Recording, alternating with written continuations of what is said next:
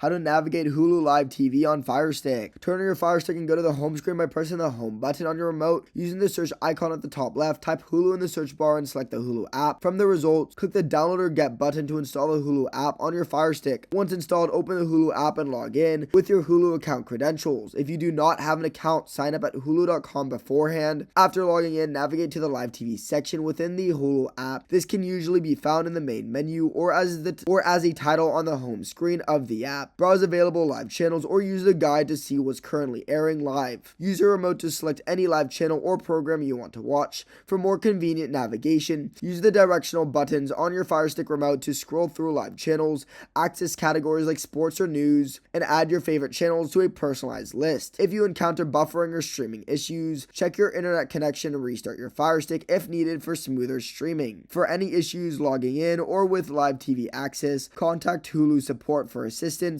or check for app updates in the Amazon App Store. Subscribe.